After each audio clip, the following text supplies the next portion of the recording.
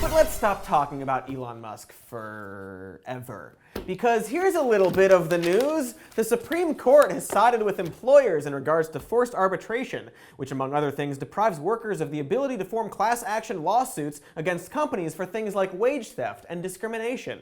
The decision also deprives workers of their day in court and allows for forced arbitration contracts to get bonuses or, in some cases, hired. Companies, who traditionally have arbiters on retainer to benefit them in such cases, now seem to be even more powerful than workers, who do not. This decision is not surprising, coming from the Supreme Court's newest all-star, Neil Gorsuch, who filled a vacancy that Congress refused to fill for a year while Obama was still in office.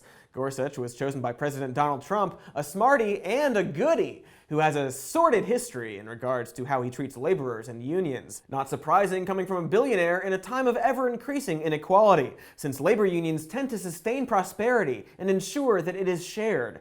The Economic Policy Institute illustrates, as union membership decreases, income inequality rises and wealth floods to the top 10%, a trend that can be viewed since 1917. So, as a billionaire, in this time of growing disparity between most people and billionaires, maybe Elon Musk, damn, I thought we weren't gonna talk about him, but maybe Elon Musk can understand some of the negative interpretations of his actions and powerful position, despite his ultimate goal of renewable, sustainable energy being a good one.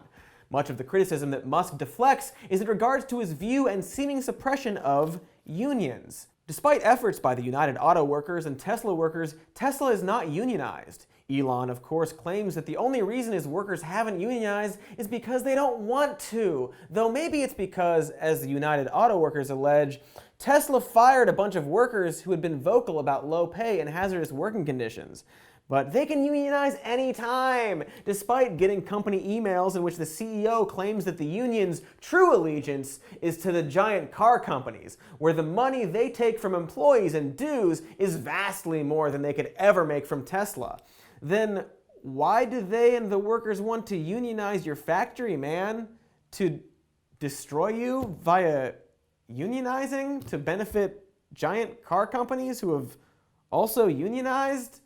So don't join the evil union, because as the boss continues, there will also be little things that come along, like free frozen yogurt stands scattered around the factory. Or, in other words, it's basically the same deal, except we get a free keg of beer for our meeting. But they can unionize anytime. They just don't want to. As Elon tweeted, "Nothing stopping Tesla team at our car plant from voting union. Could do so tomorrow if they wanted, but why pay union dues and give up stock options for nothing?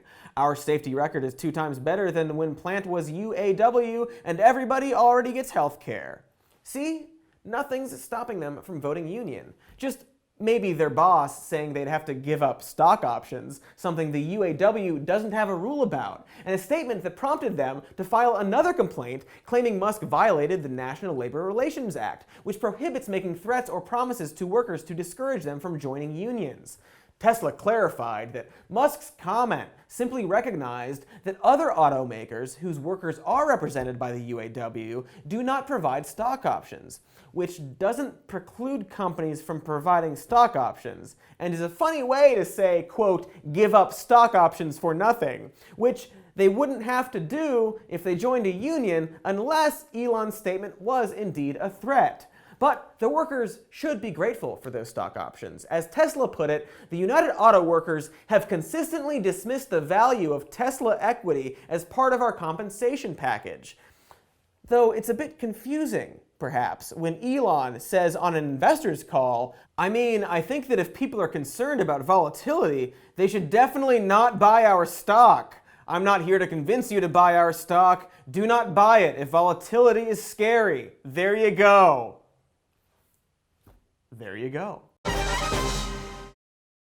Wow, what a clip that was from the show. Thanks for watching, and make sure to subscribe to this channel as well as our other channel where the full episodes are. It's called Some More News. This is called Some More News Clips, which you know because you just watched it. Anyway,